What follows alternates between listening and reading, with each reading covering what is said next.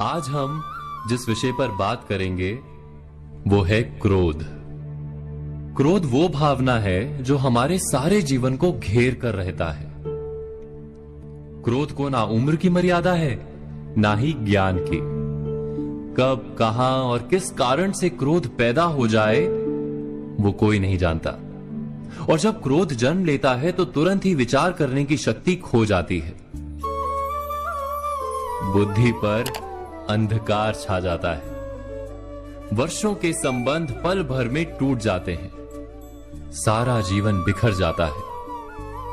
किसी भी कारागार में जाकर देखिए, अधिकतर अपराधी क्षण भर के क्रोध का दंड भोगते हुए दिखाई देंगे, पर फिर भी हम क्रोध पर अंकुश नहीं लगा पाते। बार बार हम क्रोध ना करने का प्रण तो लेते हैं, पर बार बार हमसे क्रोध हो जाता है। ये क्रोध वास्तव में क्या है, क्यों जन्मता है और क्यों अंकुश में नहीं रहता? उदाहरण के लिए आप एक बालक को देखिए।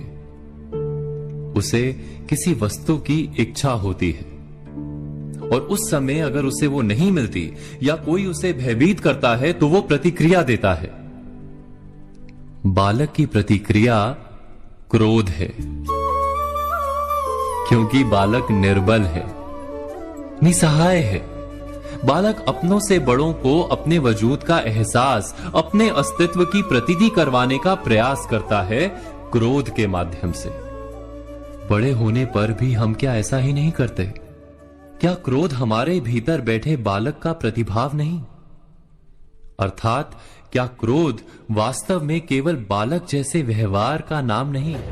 जब अहंकार को घाव होता है, जब भय लगता है, जब कोई वस्तु हमें प्राप्त नहीं होती, तब हमें क्रोध आता है, ठीक किसी बालक की भांति।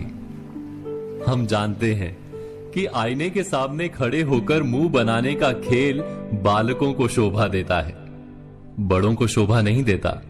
फिर भी हम बालक की भांति क्रोध करना बंद नहीं करते।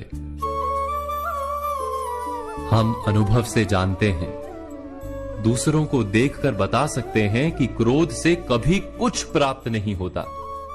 सम्मान हो, संपत्ति हो, प्रेम हो या सुरक्षा हो, क्रोध से नहीं मिलता।